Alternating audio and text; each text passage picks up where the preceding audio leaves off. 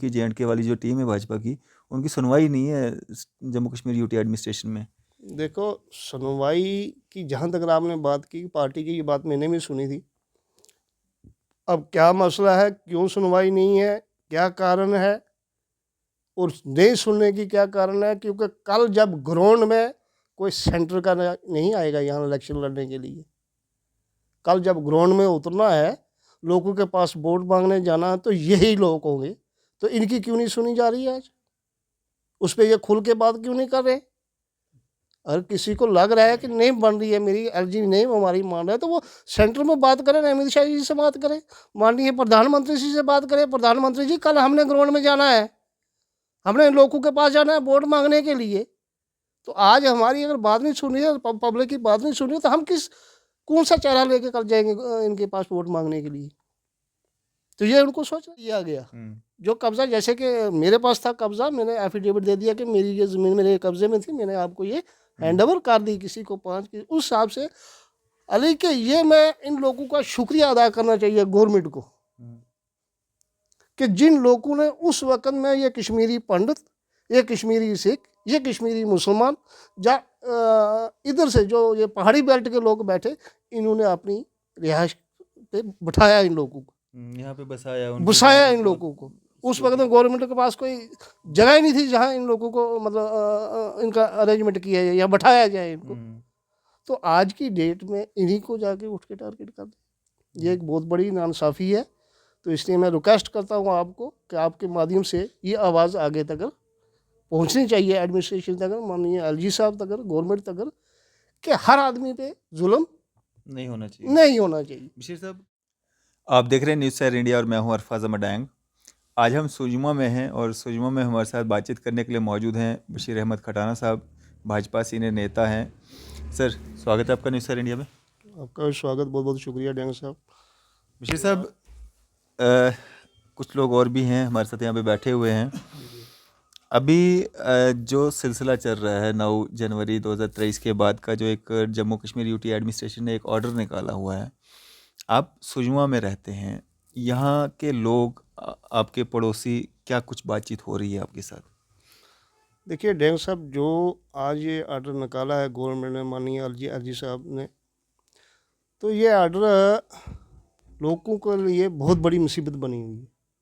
आज की डेट में हर एक आदमी यही सोच रहा है कि ना जाने कब मेरा घोंसला जो है, जो बेचारों ने तिनका तिनका करके मुसीबत से अपना एक रिहाइश, ये सारी उम्र, आपको पता है कि पूरी उम्र लग जाती है इंसान को क्या है कि घर बनाने में। तो आज लोगों को हर एक के जहन में यही है कि पता ना जाने कब मेरा घर गिर जाए। तो इसी परेशानी को लेकर लोग, इसी टेंशन को लोग, हर एक आदमी इस वक्त में जो है जहनी टेंशन में है, परेशानी में है, ना जाने कब क्या हो जाए। और ये परेशानी माननीय एलजी साहब ने, मैं रिक्वेस्ट करूंगा आपके माध्यम से कि एलजी साहब, जो ये लोग बैठे हुए हैं, खास करके यहाँ एक बड़ा वो चल रहा है जी, अक्रोचमेंट। डॉक्टर साहब, मैं बताऊं कि ये अक्रोचमेंट नहीं है। अक्रोचमेंट वो होती है कि कोई यहाँ से उठकर दूसरी जगह जाके कब्जा कर ले, गवर्नमेंट की ज़मीन है या कि सरकार की स्टेट लैंड है, फॉरेस्ट लैंड है, या कोई भी ज़मीन है, उस पर जाके कब्जा किया तो उसको कहा जाता है कि ठीक है, मैं यहाँ से जाऊँगा, सामा जाऊँ, कठुआ जाके वहाँ लैंड घेर लेता हूँ सरकार की, तो मैं लैंड ग्रैपर हूँ। मैं आपको तफसील से बताता हूँ कि ये लोग 1947 में, जब यहाँ आपको पता है लड़ाई होगी, आपस में हिंदू मुस्लिम हुआ, लोग मर गए, कुछ भाग के, जो इक्का दुक्का बचे ये लोग। तो उसके बाद जब शेख साहब की हुकूमत आई, यानी शेख साहब आए, ये लोग जाके शेख साहब के आगे पेश हो गए कि हाँ जी, अब हमारे लिए कोई ठिकाना दे दो। तो शेख साहब ने कहा, इन लोगों ने, शेख साहब ने कहा भाई आप नीचे चले जाओ। मैं आपको बताऊं कि रावी से लेकर ये अपने लास्ट जोड़ा फार्म तक जो भी जो एरिया है, तो ये सब मुसलमानों की बेल्ट थी, सब ये एरिया मुसलमानों का था। कुछ मर गए, कुछ भाग गए, कुछ जो ये इक्का दुक्का बच्चे खिंचे, ये आके बेचारे इन जंगलों में अपना आप छुपाया इन्होंने। तो ये बैठे, जान बचाई उस वक्त की हालात के मद्देनजर रखते इन्होंने जान बचाई। उसके बाद जब शेख साहब के पास पेश हुए, शेख साहब ने कहा भाई चलो ज़मीन आप वो ज़मीन जाके ले लो, आपके पूछूंगे आपके बुज़ुर्गों की वो ज़मीन है तो आप वो संभाल लो। अब ये लोग डरे हुए थे 47 में, जैसे जैसे जो इन पे बीती, तो उसके कारण ये आगे इन्होंने कहा शेख साहब हम यहाँ कोई ज़मीन अगर दे दें आप तो हम यहाँ बैठ के अपना ज़िंदगी बसर गुजर कर लेंगे, तो हम वहाँ नहीं जाएंगे। शेख साहब ने कहा जी चलो ये ज़मीन खाली थी तो जाओ जी, जितना जितना रकबा चाहिए आपको, आप जाओ इस पर थोड़ी खेती बाड़ी करके अपना ज़िंदगी बसर गुजर करो, अपने बाल बच्चे की रोज़ी रोटी का ज़रिया बनाओ। तो ये आए बेचारे, तो आके इन लोगों ने यहाँ अपनी वो छोटे छोटे पहले तो कुल्ले बनाए इन्होंने, फिर उनमें गुजारा, फिर आस्ता आस्ता करते करते कच्चे कोठे छोटे बना के आए अपने अपने ये लोग यहाँ बैठे। कहने का मतलब ये है कि अगर सरकार ने, उस वक़्त की सरकार ने ज़मीन इनको दी हुई है तो ये एक्रोचमेंट कहाँ से है? जब आज एलजी साहब, एलजी गवर्नमेंट किसी कोई चीज़, कोई कानून ला के पास करके लागू कर दे, हाँ जी ये कानून है जी, इस कानून के तहत आप बैठो, तो वो फिर एक्रोचमेंट कैसे हो जाती है? उसको एक्रोचमेंट तो नहीं ना कहे, वो तो सरकार की दी हुई चीज़ है। अच्छा, दूसरा नंबर ये है जी कि जब ये बैठे थे 1965 में रेवेन्यू वाले आए तो उन्होंने आके इनकी एंट्री की रेवेन्यू रिकॉर्ड के अंदर, गुरदौरियाँ इसकी किसी की चढ़ा दी, जितनी जितनी थी जो रकबा था वो इनके नाम एंट्री हो गई। फिर 65 के बाद फिर 1971 में आके दोबारा इनकी एंट्री होती है इस ज़मीन के अंदर, इस रकबे के अंदर। यानी 65 47 से लेकर 65 71 2 दफ़ा इनकी एंट्री हो गई है रेवेन्यू रिकॉर्ड के में। तो फिर यहाँ से ये एक्रोचमेंट कैसी हुई? अब रहा दूसरा सवाल कि ये जो लोग यहाँ पे आज बसे हुए हैं, आप जानते हैं 89 में शायद ये मुझे लगता है मिलिटेंसी शुरू हुई थी फर्स्ट फेज में। तो 89 में जब लोग भागना शुरू किया फर्स्ट फेज में, वहाँ से पंडित भागे, सारी दुनिया जानती है, आप ही ज़्यादा पंडित लोग बेचारे वो भागे जान बचा के वहाँ से मिलिटेंसी की वजह से आ गए। तो उस वक्त में गवर्नमेंट को चाहिए था कि उनको बसाना कहीं। अब कल ये गवर्नमेंट के ने थोड़े थोड़े कोई क्वार्टर दिए उनके, बाकी वो बेचारों के लिए, उनके लिए कोई रहने का प्रोग्राम गवर्नमेंट ने नहीं। अब वो आए, पंडित बलादरी आई, तो उन्होंने आगे इन लोगों से किसी के उस पर था, उस पर दिया कि 5,000 कुनाल 10,000 कुनाल कब्ज़ा ही दिया इनको, तो भैया कब्ज़ा हमें दे दो। तो वो बेचारे आगे पंडित, आप देखेंगे यहाँ नवाबाद, नीचे छनी या आगे सुजमा की तरफ काफ़ी सारे पंडित लोग बैठे हुए। हो गया एक फेस। दूसरा फेस आ गया कश्मीर से सिख बलादरी जो बैठी है, वो भी उनके साथ भी यही हुआ। वो भी सिख भागे वहाँ से, तो वो आके यहाँ बैठ के, लोग बैठे हुए थे, उन्होंने देखा पंडित बैठे थे, चलो हम भी यहाँ ही अपना, अपनी ही बलादरी है, कश्मीरी पंडित है, कश्मीरी सिख है, कश्मीरी मुसलमान है, तो वो अपनी ही बलादरी समझते हैं आज भी, है भी एक ही बलादरी वो।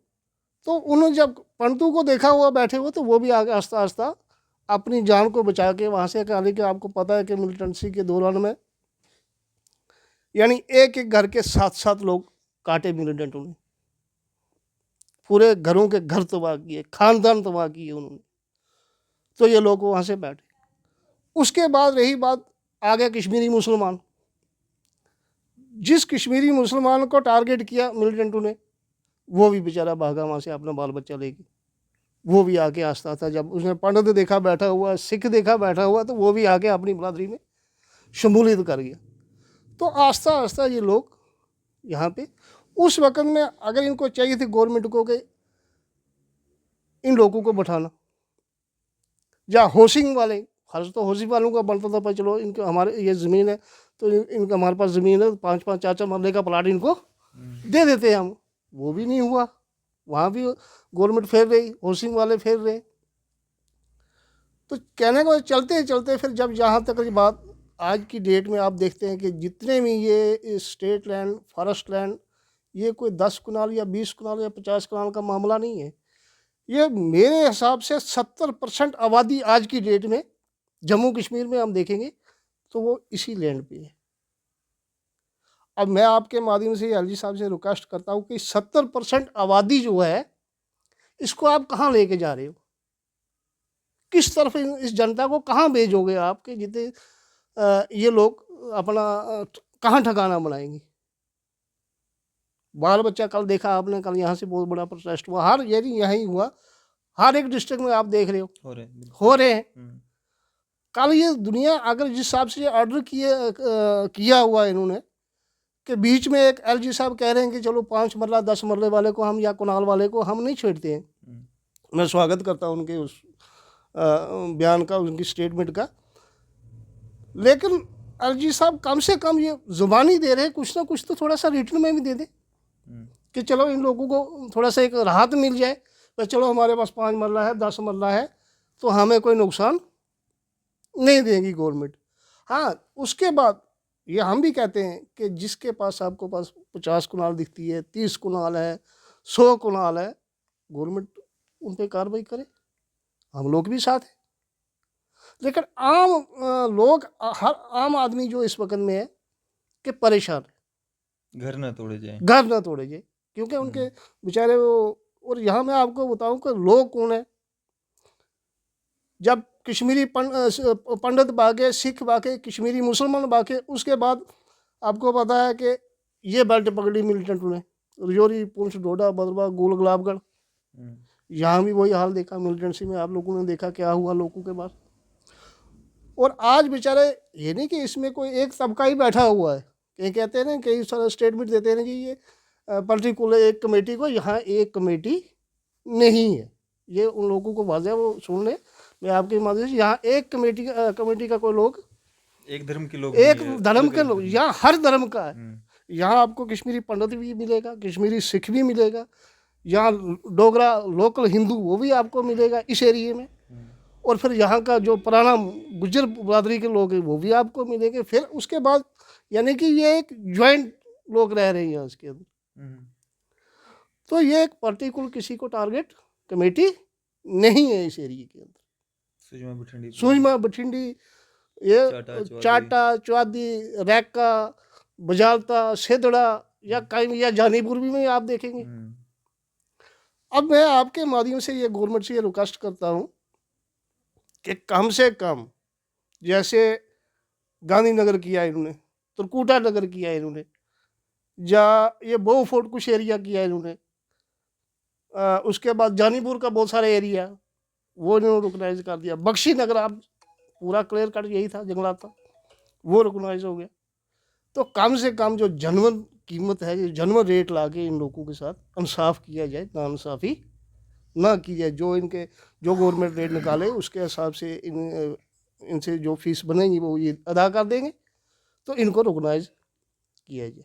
कटान साहब, ये जो आपने बोला कि एक तो लोग थे जो 47 के यहाँ पे बैठे हुए थे, दूसरे वो लोग थे जो अलग अलग डिस्ट्रिक्ट से यहाँ पे आए थे, क्या वो भी इसी तरह से उन्होंने पहले कुल्ले बनाए, फिर कमरे खड़े किए, या उन्होंने पैसे दे करके 5-5 10 मतलब के प्लाट खरीद करके यहाँ पे बैठे? देखो, मैं आपको बात बताऊं कि जब कश्मीरी पंडित भागे तो उन्होंने भी अपना एरिया एक, उन्होंने जिस किसी के पास 10 कुनाल 5 कुनाल थी वो 5 कुनाल ही उन्होंने ले ली। तो उन्होंने एक अपनी कॉलोनी बना दी कि अपने ही लोग उसके अंदर रहे। अगर हमारे 50 घर हैं तो हमारे 50 घर, वही वैसे ही किया सिखों ने भी। आप देखिए यहाँ खालसा कॉलोनी लिखा होगा, आप जानते हैं, ये नीचे एफिडेविट पे ज़मीनें बेची गई, एफिडेविट पे कब्जा लिया गया। जो कब्जा, जैसे कि मेरे पास था कब्जा, मैंने एफिडेविट दे दिया कि मेरी ये ज़मीन मेरे कब्जे में थी, मैंने आपको ये हैंड ओवर कर दी किसी को 5 की, उस हिसाब से। अली के ये मैं इन लोगों का शुक्रिया अदा करना चाहिए गवर्नमेंट को कि जिन लोगों ने उस वक्त में ये कश्मीरी पंडित, ये कश्मीरी सिख, ये कश्मीरी मुसलमान, या इधर से जो ये पहाड़ी बेल्ट के लोग बैठे, इन्होंने अपनी रिहाइश पे बिठाया इन लोगों को, यहाँ पे बसाया इन लोगों को। उस वक्त में गवर्नमेंट के पास कोई जगह ही नहीं थी जहाँ इन लोगों को मतलब इनका अरेंजमेंट किया जाए या बैठाया जाए इनको। तो आज की डेट में इन्हीं को जाके उठ के टारगेट कर दे, ये एक बहुत बड़ी नाइंसाफ़ी है। तो इसलिए मैं रिक्वेस्ट करता हूँ आपको कि आपके माध्यम से ये आवाज़ आगे तक पहुँचनी चाहिए, एडमिनिस्ट्रेशन तक, माननीय एलजी साहब तक, गवर्नमेंट तक, कि हर आदमी पे जुल्म नहीं होना चाहिए। बशीर साहब, कल जो प्रोटेस्ट हुआ जिसमें छोटे छोटे बच्चे भी तिरंगा लेकर के जो हैं वो सड़कों पे थे, और पूरा बठिंडी सुजमा मेरे को लगता है पूरा बंद था, और सब बच्चा बच्चा वहाँ पे था। और एमपी जो अभी बने हैं गुलाम अली खटाना साहब, वो भी वहाँ पे आए थे। उनकी तरफ से ये कहा गया कि वो भी यहीं पे रहते हैं, बठिंडी में रहते हैं, सब जानते हैं।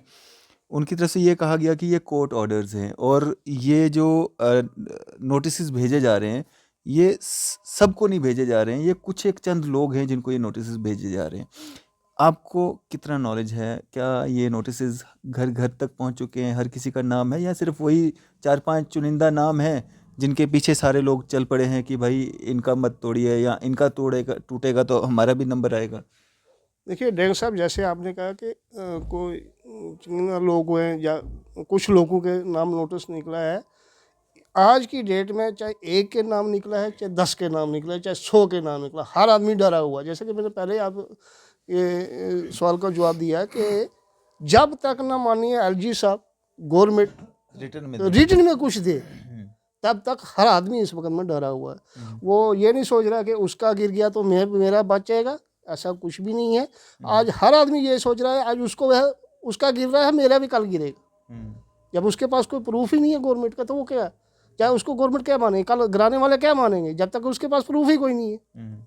तो इसलिए मेरी रिक्वेस्ट है कि यहाँ के एलजी साहब से, सेक्रेटरी साहब से, कि एक रिटर्न में एक ऑर्डर होना चाहिए कि जिसके पास 5 मरला, 10 मरला या 15 मरला या कुनाल, ज़्यादा से ज़्यादा कुनाल, तो इन लोगों को राहत मिलनी चाहिए। जब तक ना वो रिटर्न में कोई डॉक्यूमेंट इनके पास नहीं पहुंचेगा, तब तक ये लोग डरे हुए हैं, जो सीधी बात है। कल प्रोटेस्ट हुआ, आज प्रेस कॉन्फ्रेंस हुई, अब कल क्या होगा? देखो, कल के लिए फिर इन्होंने प्रोटेस्ट रखा हुआ लोगों ने कि कम से कम अब ये प्रोटेस्ट करना यही कर सकते हैं, एक फटाफट राइट है, हिंदुस्तान अपनी बात रख सकती है गवर्नमेंट के आगे, वो इनका हक है, आईनी हक है, उस पर तो कोई चैलेंज कर नहीं सकता है। अब ये प्रोटेस्ट के लिए और कौन सा रास्ता है इनके पास? पत्थर ये नहीं मार सकते, कोई ऐसा काम ये नहीं कर सकते। इनका आ जाके बेचारों को, पब्लिक का यही है भाई थोड़ा सा प्रोटेस्ट करेंगे ताकि गवर्नमेंट की तक हमारी बात। इसी बेस पे जब आपने पहले सवाल किया कि झंडा लेंगे, मैं आपको झंडे की बात बताऊं, डैंग साहब की खासकर ये मिलिटेंसी को रोकने में और झंडे की कदर और झंडे की इज्जत जितना रोल अदा जोरी पुंछ, डोडा बदरवा, गोल गुलाबगढ़ इस बेल्ट ने किया है, इतना किसी ने नहीं किया। ये एडमिनिस्ट्रेशन भी जानती है, ये मीडिया भी जानती है कि जब यही नौजवान टास्क फोर्स के अंदर गए, अपनी ज़िंदगी को साथ खेले ये, तो इन्होंने जाके वो एक जो मिलिटेंसी की एक वेव चल रही थी, उसको इन्होंने रोकने की कोशिश की। और आस्ता आस्ता आज देख रहे हो ग्राउंड पे आज हालात ठीक है, होता है इक्का दुक्का वाक़या हो रहे, लेकिन वो हालात आप शुरू करें 99 में ये शुरू हुआ था, फिर कैसा दौर आया लोगों पे, तो उस वक्त में अगर ये लोग हमारे ना होते थे, ये लड़के नौजवान पुलिस के अंदर या बेल्ट फोर्स के अंदर ये ना होते थे, तो इस मोमेंट को रोकना, और यही लोग थे वो झंडे वाले जो आज जिन्होंने आज झंडा उठाया, यही लोग, इनके बच्चों ने उस पकड़ में झंडा उठा के और देश के लिए कुर्बानी दी है, अपनी जानों की शहादत देकर इसको मुल्क को बचाया हुआ है।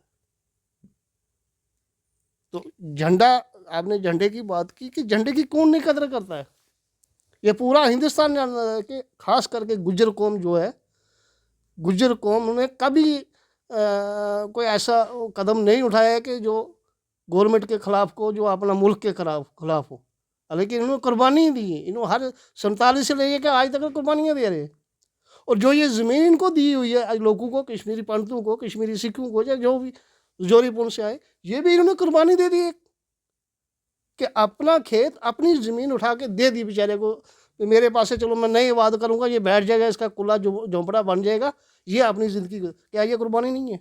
बिल्कुल। तो इसको आप आज कह रहे हैं अक्रोचमेंट कर रहे, किसने अक्रोचमेंट की हुई है? तो इस चीज़ को मैं चाहता हूँ कि कहीं ना कहीं आगे तक मेहरबानी हो कि गवर्नमेंट तक ये बात पहुँचे, और इन लोगों के लिए कोई रिटर्न में कोई डॉक्यूमेंट गवर्नमेंट निकाले, ताकि ये इनको राहत मिल जाए, परेशानी जो इनकी है ये दूर हो जाए। खड़न साहब भाजपा से ताल्लुक़ रखते हैं? जी, भाजपा से तो मैं आज से नहीं भाजपा से तो मैं 2010 से ताल्लुक़ चल रहा है सिलसिला, पार्टी के साथ हूँ। खड़न साहब, आपके ही पार्टी के एक नेता हैं, काफ़ी सीनियर नेता हैं, राजीव चाड़क जी, वो कह रहे थे कि इन लोगों के हाथ में जो झंडे थे ये सिर्फ एक दिखावा था, और पहली शाम को तैयारी पूरी थी कि पत्थरबाजी होगी और भी बड़ा कुछ होने वाला था, लेकिन वो नहीं हुआ? देखिए, आप वो चाणक्य साहब ने क्या क्या क्या कहा क्या नहीं कहा, तो चाणक्य साहब मेरे अच्छे दोस्त हैं। हम 2009-10 से एक दूसरे को जानते हैं। कहीं ना कहीं बात करते हैं, इंसान की ज़ुबान भी फिसल जाती है कि उन्होंने कह दिया कि झंडा एक दिखावा था।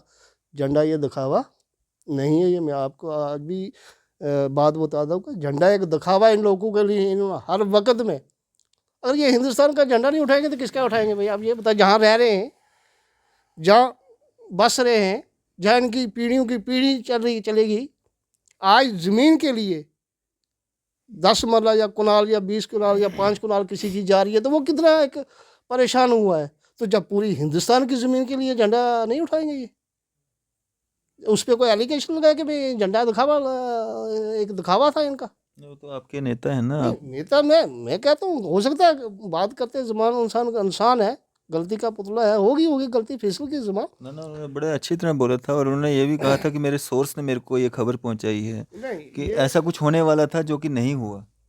नहीं, ऐसा कुछ नहीं था। जब तक देखो, प्रोटेस्ट में मैं नहीं था, सीधी बात। बीच में हमारे एमपी साहब थे, वो देखे मैंने सब पीसफुल लोग, छोटे छोटे बच्चे थे, क्या उन पे क्या हो रहा था? कल के प्रोटेस्ट में होंगे आप? नहीं, कल के भी इंशाल्लाह प्रोटेस्ट में हूँ। जाना तो पड़ेगा, बरादरी के साथ है हम, जनता का। जब हमारे लोग हैं, लीडर हम तब है जब जनता है। जब जनता नहीं है तो लीडरी किस चीज़ की? खटान साहब, बहुत सारे लोग ये भी कहते हैं कि भाजपा की जो जम्मू कश्मीर की टीम है, एलजी साहब उनकी सुनते नहीं हैं। 26 जनवरी में सारी अपोजिशन वाली पार्टीज़ के नेता वहाँ पे थे, जो उन्होंने एक पार्टी रखी थी अपने रेजिडेंस पे, लेकिन भाजपा के लोग वहाँ पे नहीं थे। उससे कहीं ना कहीं ये झलकता है कि भाजपा चलती नहीं है। भाजपा की टीम की, जे वाली जो टीम है भाजपा की, उनकी सुनवाई नहीं है जम्मू कश्मीर यूटी एडमिनिस्ट्रेशन में। देखो, सुनवाई की जहाँ तक आपने बात की, पार्टी की, ये बात मैंने भी सुनी थी। अब क्या मसला है, क्यों सुनवाई नहीं है, क्या कारण है, और नहीं सुनने की क्या कारण है? क्योंकि कल जब ग्राउंड में कोई सेंटर का नहीं आएगा यहाँ इलेक्शन लड़ने के लिए। कल जब ग्राउंड में उतरना है, लोगों के पास वोट मांगने जाना है, तो यही लोग होंगे। तो इनकी क्यों नहीं सुनी जा रही है आज? उस पर ये खुल के बात क्यों नहीं कर रहे? अगर किसी को लग रहा है कि नहीं बन रही है, मेरी एलजी नहीं हमारी मान रहा है, तो वो सेंटर में बात करें, अमित शाह जी से बात करें, माननीय प्रधानमंत्री जी से बात करें। प्रधानमंत्री जी, कल हमने ग्राउंड में जाना है, हमने लोगों के पास जाना है वोट मांगने के लिए। तो आज हमारी अगर बात नहीं सुन रही है, पब्लिक की बात नहीं सुन रही है, तो हम कौन सा चेहरा लेके कल जाएंगे इनके पास वोट मांगने के लिए? तो ये उनको सोचना चाहिए। जो बड़े पत्तों पे बैठे हुए बड़े बड़े लीडर हैं, तो इनको ये बात सोचनी चाहिए कि हमें किसी ने, दिल्ली वाले ने आके यहाँ वोट नहीं देने हैं, कोई महाराष्ट्र वाला आके वोट नहीं देगा, कोई यूपी से उठा के हमें यहाँ कामयाब नहीं करेगा। कल यही लोग हमें वोट डालेंगे तो हम कामयाब होंगे। जैसे कि पीछे भी आपने देखा कि 25 सीटें जो है जम्मू कश्मीर से बीजेपी को मिली। उस खास करके कश्मीर का तो छोड़ो, कश्मीर से कुछ नहीं मिला उनको। सुबह जम्मू से 25 सीटें मिली उनको। वो किसने दी? वो जनता ने दी, वो वोट ने दी। और कल फिर इन्होंने जनता के पास जाना है। अगर आज इनकी एलजी साहब नहीं माने, ये ऊपर मानिए अमित शाह जी से बात करें। खटाना साहब, जम्मू कश्मीर लगभग 70% लोग जो हैं वो स्टेट लैंड्स पे ही रहते हैं। इन लोगों को उठा करके किसको बसाने की कोशिश की जा रही है? सर, मैंने पहले ही कहा, आपके पहले ही सवाल का जवाब दिया कि मैं जंग साहब, मैं आपको बताऊं कि 70% लोग इस वक्त में, आबादी जो है स्टेट लैंड, फॉरेस्ट लैंड या घास चराई पे लोग रह रहे हैं। बसाना किसको है? अब ये एलजी साहब जाने, या जिन्होंने ऑर्डर निकाला वो जाने कि ये लोग कहाँ जाए और यहाँ इस ज़मीन पे कौन बैठेगा। जब इन लोगों की ज़मीन नहीं रही, गाड़ी नहीं रही, इन लोगों को छोड़ना कहाँ है? पहले इनको बसाने की बात दूसरी रही। आपने किसको बसाना है, किसको नहीं बसाना, वो बात अलग है। लेकिन जो बसे हुए हैं 70% आबादी, इसको छोड़ना कहाँ है, इनको पहुँचाना कहाँ है, ये सोचना। और ये काम उनका सोचने का, देखना चाहिए गवर्नमेंट ने इस। चले, शुक्रिया हमारे साथ बातचीत करने के लिए। बहुत बहुत शुक्रिया डैंग साहब, आपका भी। आपने अपना टाइम निकाला और यहाँ तक हमारी बात जो है सुनी है। और मैं चाहता हूँ कि, रिक्वेस्ट करता हूँ कि ये बात हमारी जो है जनमन डिमांड है, कोई वो नहीं है। अभी आप महाराष्ट्र में देखेंगे, अभी शायद मेरे ख्याल बीजेपी सरकार है, वहाँ पे भी, वहाँ पे कॉलोनियाँ रिकॉग्नाइज हुई हैं, लोगों को ज़मीनें मिली हैं। तो एलजी साहब अगर यहाँ दे दें तो कोई बड़ी बात नहीं है। फिलहाल एलजी साहब इतना कर दे कि रिटर्न में कोई डॉक्यूमेंट इन लोगों को दे दे, जिससे इनकी परेशानी दूर हो जाए। पर नहीं, हमें कहीं ना कहीं एलजी साहब ने राहत दे दी है, हम थोड़ा सा अपने शांत हो जाए, महफूज हो जाए। चलें, शुक्रिया। तो ये थे हमारे साथ भाजपा सीनियर नेता बशीर अहमद खटाना साहब। आपकी इस सब पे क्या राय है? अभी अपनी राय जो है ज़रूर साझा कीजिएगा। इसी तरह की मजीद अपडेट्स के लिए आप देखते रहें न्यूज़ सैर इंडिया में। अरफाज अहमद, कैमरामैन शाहनवाज के साथ।